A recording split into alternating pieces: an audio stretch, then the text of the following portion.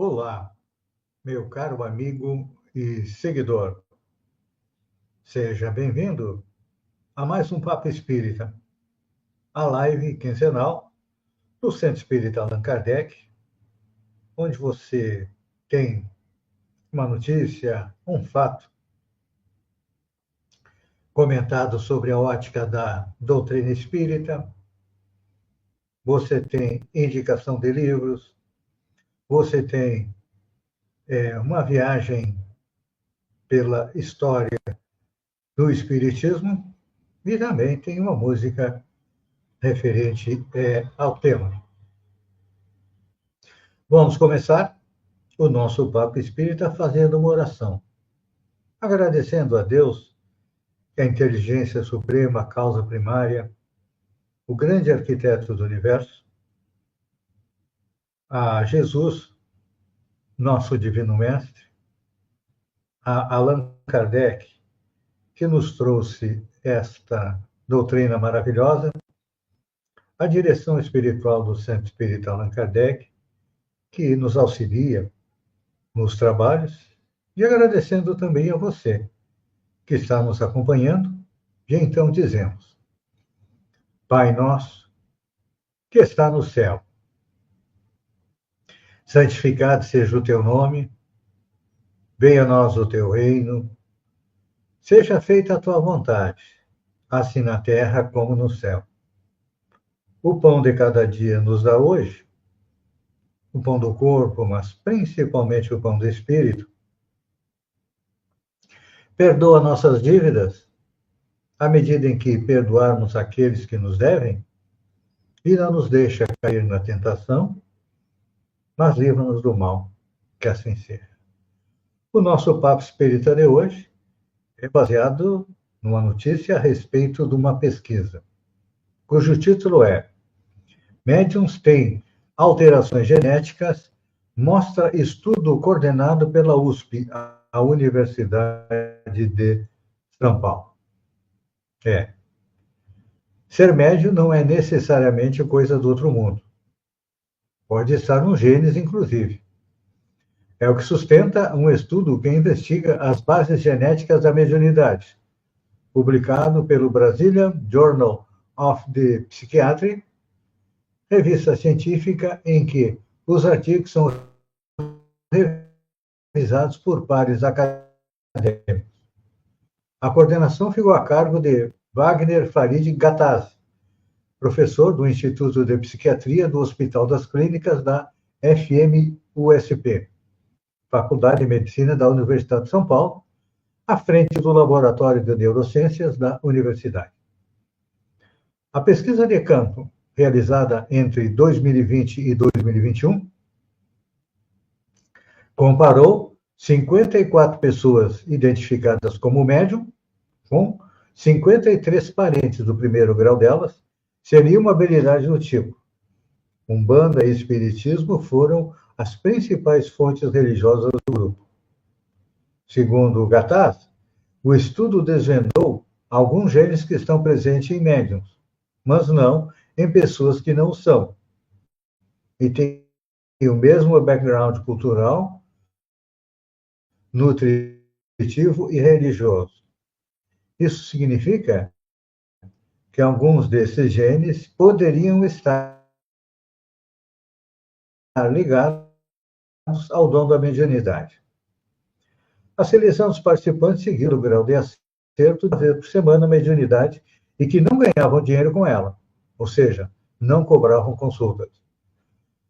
Os resultados revelaram quase 16 mil variantes genéticas encontradas exclusivamente neles, o que provavelmente impacta a função de 7.269 genes, conclui o texto publicado. Esses genes surgem como possíveis candidatos para futuras investigações da base biológica que permite a experiência espiritual com a mediunidade. Segundo afirma Gattas, esses genes estão, em grande parte, ligados ao sistema imune e inflamatório.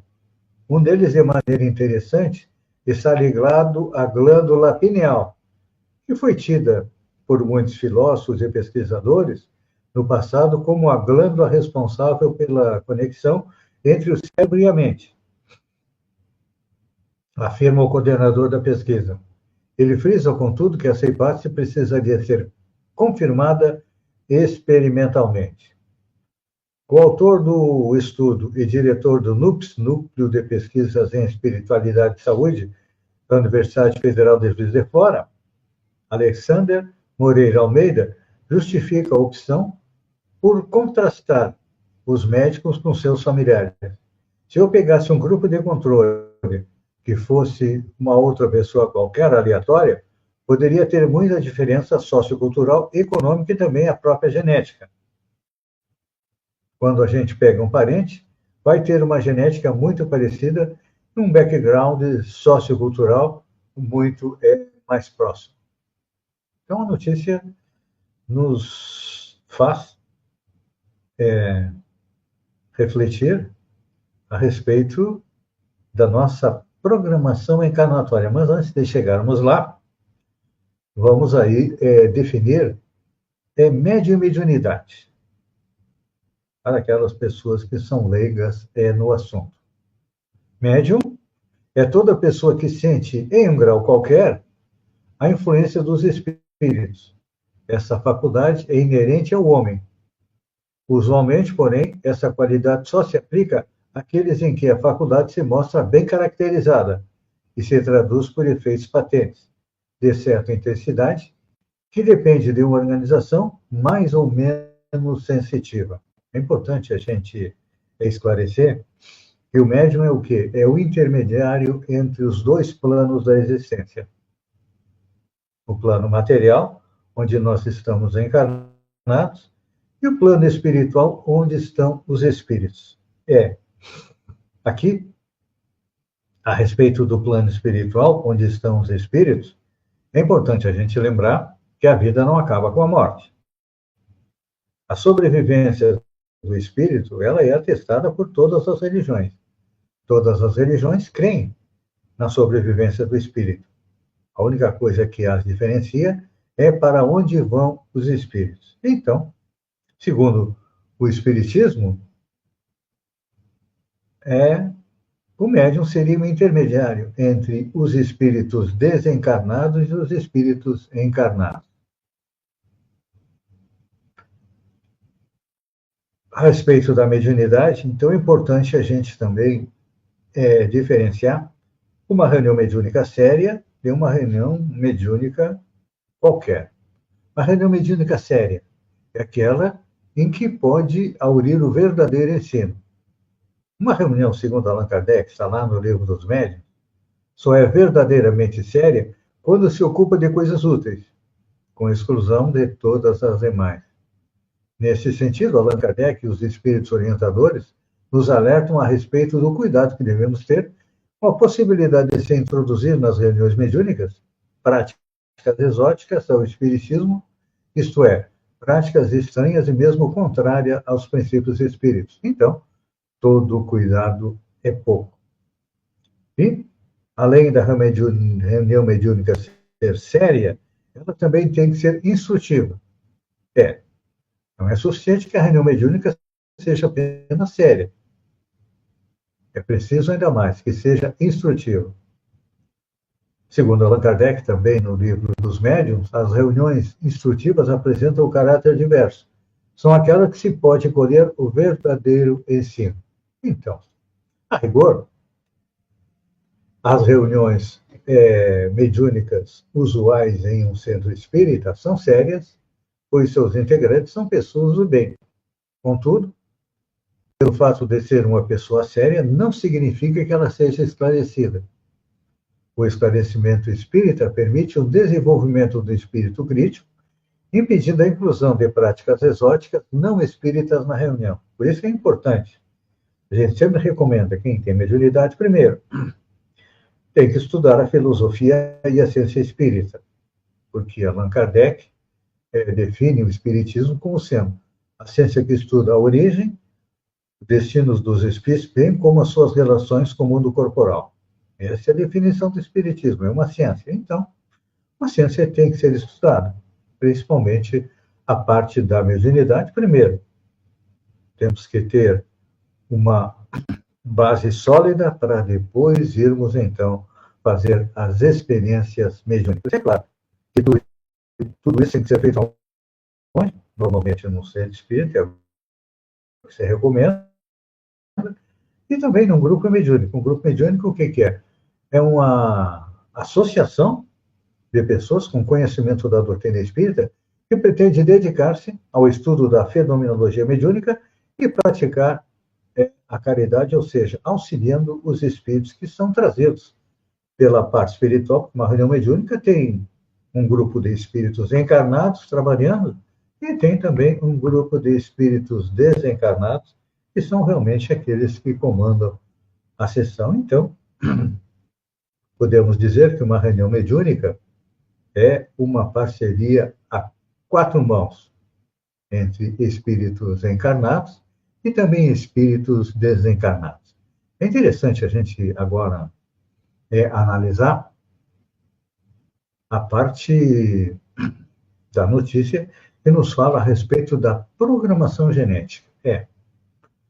A programação genética, ela é feita na espiritualidade. Temos um livro extremamente interessante, que é no qual nós vamos nos basear agora para trazer a informação complementar a respeito da genética e o espiritismo. A coleção André Luiz são vários livros, cerca de 16 livros, onde o espírito André Luiz, através da psicografia de Chico Xavier, Francisco Cândido Xavier, nos traz notícias e descrição da espiritualidade. Iniciando apresentando uma cidade, que é um modelo para nós, que a cidade é nosso lar, e fica a cerca de 2 quilômetros acima do Rio de Janeiro. Então, no primeiro livro, Nosso Lar, ele esclarece a respeito da cidade. A segunda obra, que é Os Mensageiros, o Nosso Lar já foi feito um filme sobre Nosso Lar, e a segunda obra, Os Mensageiros, também foi feito um filme que esteve em cartaz no ano passado. E a terceira obra é o livro chamado Missionários da Luz. Ele nos apresenta, de forma detalhada, o processo encarnatório de um espírito chamado Sigismundo, que retorna à vida corporal como filho de um casal, Raquel e Adelino. A trama nos diz, no livro nos coloca, que os dois espíritos, no caso, Raquel e Adelino, tinham sido vitimados em uma existência anterior por Sigismundo. Então, a despeito dos crimes pretéritos, em especial o homicídio, Sigismundo é tratado pelos mentores espirituais como um velho amigo a quem ambos devem significativos favores de outro tempo. E não obstante dos rasgos de generosidade, problema é que o futuro pai de Sigismundo, Adelino, tem dificuldade de aceitar ele como filho devido às desavenças que aconteceram entre eles nas reencarnações anteriores. Então, isso nos é esclarecido na questão 621 do Livro dos Espíritos, que trata a respeito disso. É a lei de causa e efeito, ou seja, tudo aquilo que nós fazemos nas encarnações anteriores e também nesta encarnação, fica gravado na nossa consciência. É como se fosse um vídeo, fica guardado lá. Quando nós estamos encarnados, nós só temos acesso ao vídeo da reencarnação atual. Mas, quando retornamos à pátria espiritual, nós temos acesso aos outros vídeos que estão arquivados lá. Então, muitas vezes, isso é motivo de dificuldade de relacionamento entre pai e filho, mãe e filho, entre irmãos. E, então, o que acontece?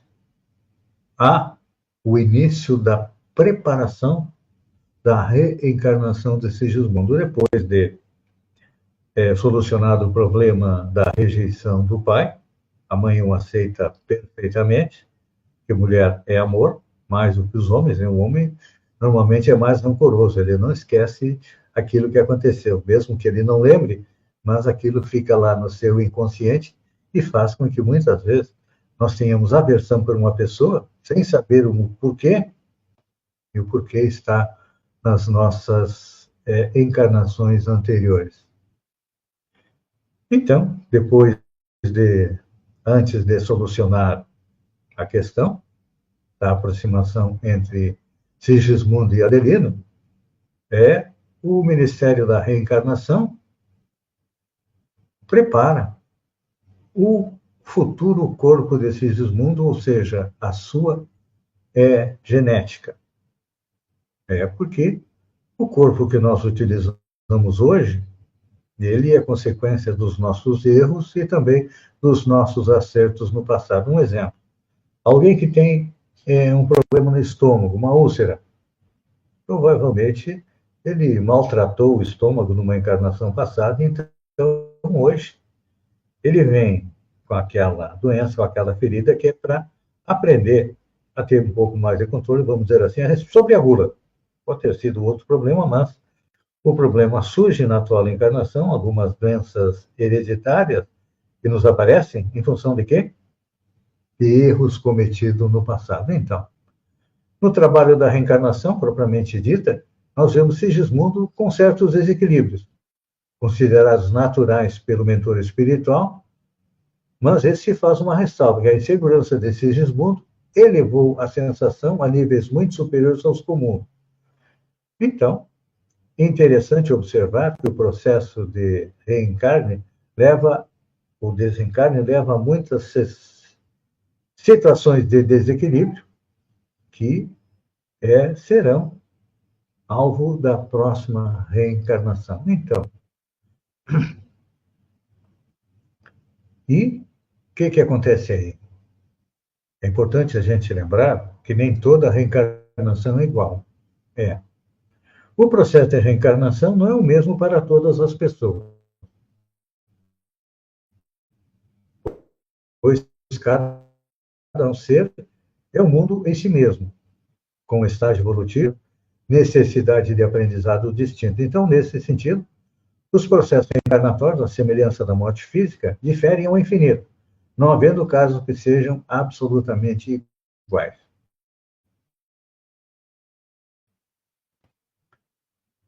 O termo, existem vários tipos. A reencarnação compulsória. É uma nomenclatura que aparece no livro Obreiros da Vida Eterna, também de autoria do espírito André Luiz, na qual a reencarnação não conta com a ajuda do reencarnante. No caso de Sigismundo, ele estava auxiliando aí na preparação da sua reencarnação. Já na reencarnação compulsória, isso não acontece. Ela é toda preparada pelos técnicos da espiritualidade. E o livro Missionários da Luz revela que grande percentagem das reencarnações se processa de forma compulsória. Contudo, é importante frisar que esse processo não representa violência ao livre-arbítrio, não. Uma vez, o que ocorre é que o espírito não possui seu livre-arbítrio plenamente desenvolvido, ou, quando o utilizou, fez más escolhas. Então, situação que incide na lei de ação e reação e que torna imprescindível o resgate das faltas do pretérito. Temos também a reencarnação voluntária ou planejada, que é no caso do Sigismundo, né? É aquela em que o espírito possui condições de participar de forma ativa do planejamento, com as escolhas dos gêneros de provas com os quais tem que passar, até mesmo na concretização do processo encarnatório. Ela abrange os espíritos que não são ainda completamente bons e redimidos, mas já apresentam uma maior soma de qualidades superiores. Então, a reencarnação de Sigismundo se enquadra nessa categoria e reflete a expressão simbólica da maioria dos casos, porquanto nesse estágio está a enorme classe média dos espíritos que habitam a crosta. Esclarecimentos que oferecemos para você a respeito da genética e da reencarnação. E também, só para complementar, o livro Missionários da Luz nos mostra que as atividades são extremamente organizadas. Inicialmente, constata-se a existência de um ministério no nosso lar, o Ministério do Auxílio, voltado ao planejamento encarnatório, no qual há a elaboração de mapas de forma orgânica, construídos por orientadores especializados em conhecimento biológico da existência terrestre. Desculpem. A reencarnação conta também com a participação dos mentores, no delineamento do plano encarnatório e na própria ligação ao corpo físico. Então, é importante a gente ter esse conhecimento para compreender quanto trabalho tem para nós reencarnarmos, e muitas vezes a gente não consegue aí completar uma reencarnação, completar tudo aquilo que nós nos comprometemos.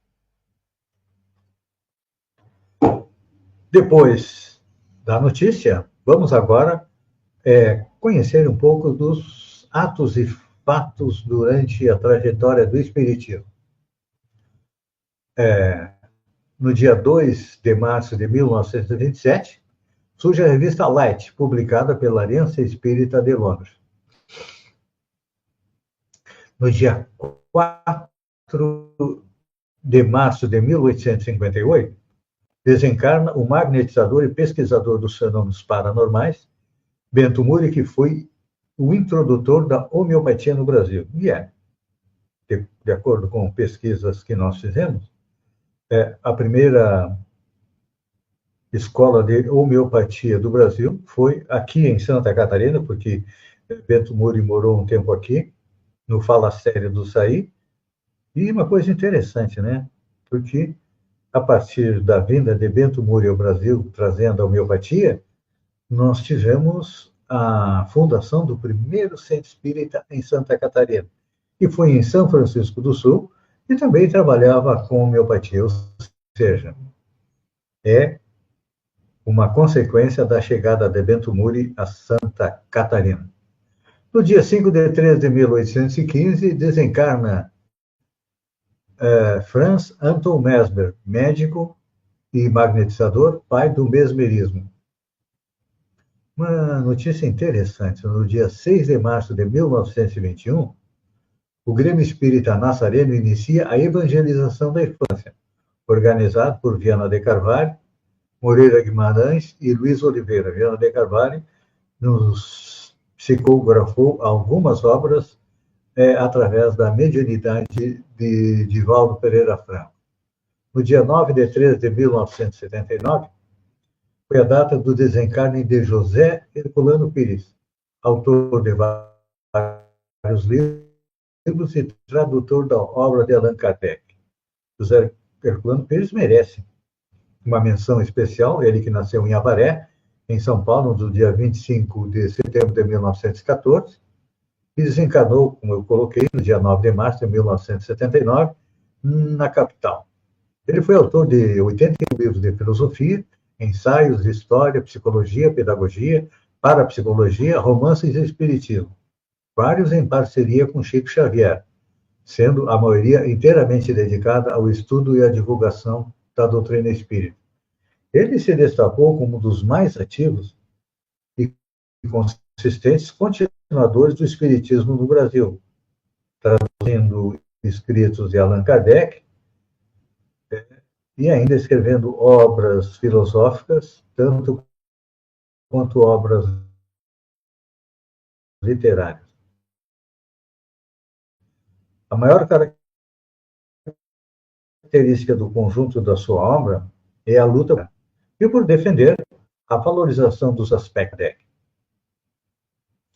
Ele também, em seus ensaios, nota-se a preocupação em combater interpretações e traduções deturpadas das obras de Kardec, inclusive aquelas que surgiram no seio do movimento espírita brasileiro ao longo do século XX. Então, alguns livros de Herculano Pires que eu recomendo a leitura. Agonia das Religiões, muito bom, já li. A Pedra e o Joio, um romance.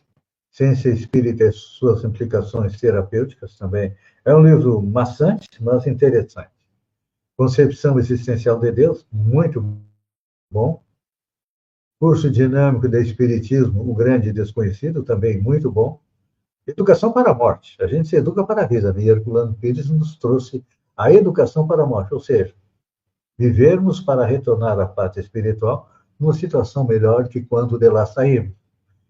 Ele tem outro livro também, Evolução Espiritual do Homem, Introdução à Filosofia Espírita.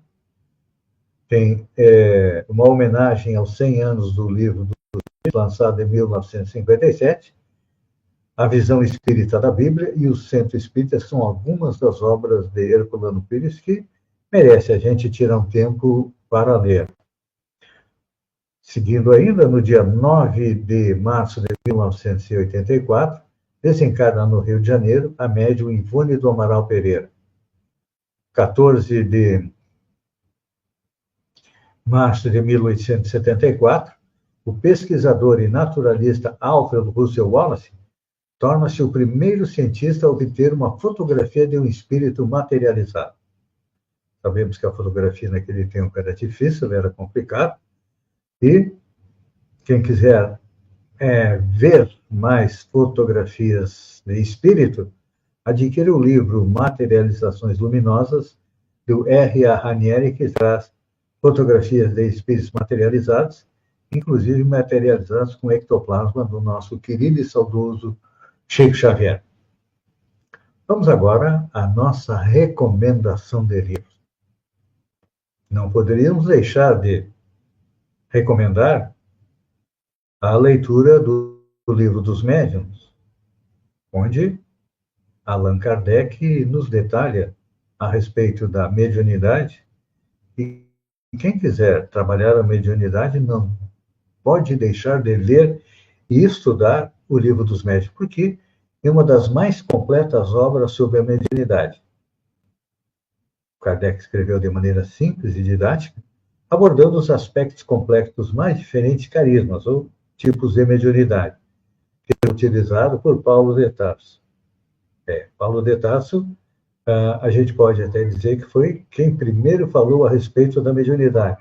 Na sua carta, ele esclarece a respeito dos carismas, ou seja, dos tipos de mediunidade. Então, o Livro dos Médiuns é uma obra de referência no assunto, escrito por um dos seus maiores especialistas que realmente estudou o assunto. Outro livro que eu recomendo é Complexidade da Prática Mediúnica. Valdeir Bezerra de Almeida, essa obra nos traça uma linha histórica dos fenômenos mediúnicos, desde a pré-história até o século XX, detalhando as principais bases de conhecimento para a sua prática segura. Os detalhes aparentemente complexos são desmistificados com sensibilidade, e as informações necessárias são apresentadas para que a mediunidade seja compreendida e legitimamente utilizada. Então, a complexidade da prática mediúnica contém a descrição do conjunto de fenômenos somente explicáveis e analisados sob os aspectos do trabalho harmônico da parceria entre médiuns e espíritos. E, finalmente, o terceiro livro, do Diversidade de Carismas, de Hermínio de Miranda. Valdeir Bezerra é um escritor encarnado, Hermínio de Miranda também um escritor encarnado, e o livro dos médiuns também de um escritor encarnado, claro, Allan Kardec. Então, falando a respeito do Diversidade de Carisma, de Hermínio de Miranda, é uma das mais completas obras sobre a mediunidade.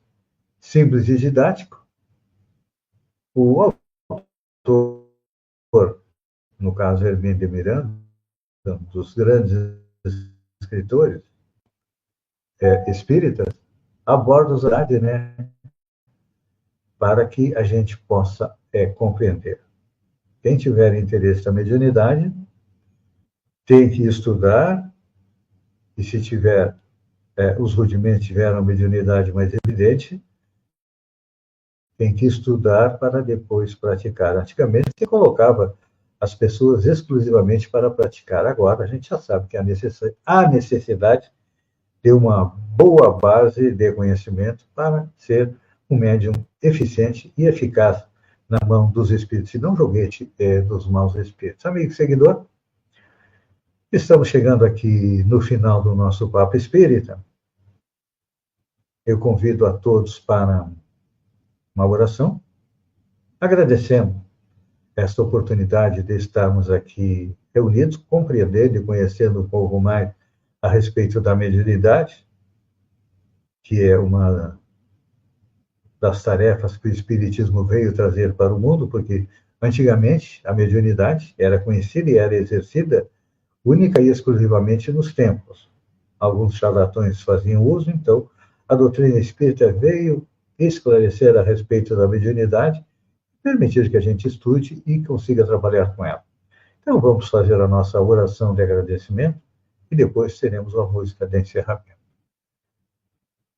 Então, agradeço a você por ter estado comigo durante esses minutos. Agradeço a espiritualidade amiga que nos apoia, nos orienta. Agradeço a Allan Kardec por ter nos esclarecido a respeito da mediunidade. Agradeço também a Jesus, que é o governador espiritual do planeta, e a Deus, que é a inteligência suprema, causa primária de todas as coisas, o grande arquiteto do universo.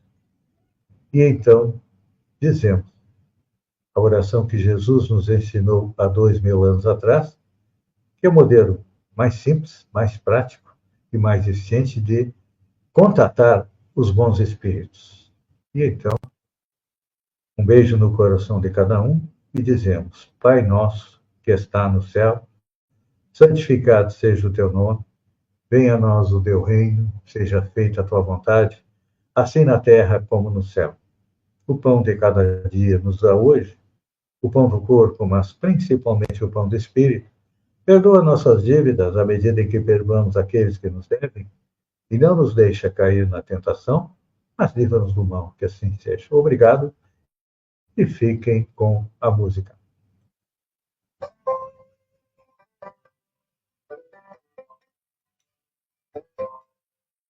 Oh, não, não.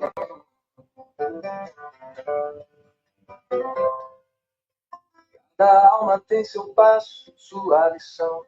Seu caminho é traçado pela evolução. No retorno à terra tudo tem razão. Cada história guarda sua explicação. Há quem volte sem poder escolher, pois ainda precisa muito aprender. A lei divina renascer, mesmo sem lembrar é hora de crescer. Outros vêm com consciência e valor, escolhem provas, desafios e amor. Compreende a vida como um professor, lapidando a alma em seu esplendor. Há também quem vem pra dominar, guiar os irmãos, ensinando a amar. Missionários da luta, só parar, sem nada resgatar, apenas doar.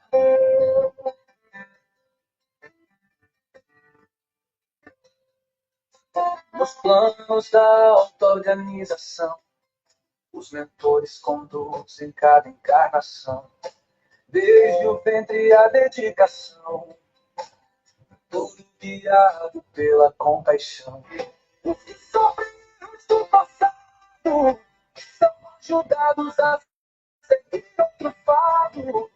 Com amor são acolhidos para que curem seus tempos nublados. A reencarnação é vitória sem fim, justa e perfeita nos leva ao jardim. No tempo de Deus, tudo há de vir, cada um a seu passo, sem desistir.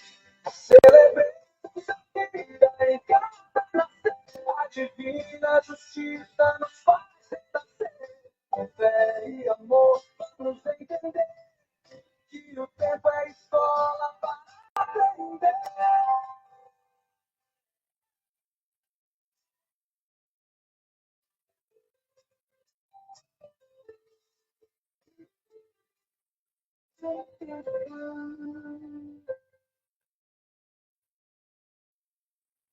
Vem com consciência e valor, escolhem provas, desafios e amor. Compreende a vida como professor, lapidando a alma em seu esplendor.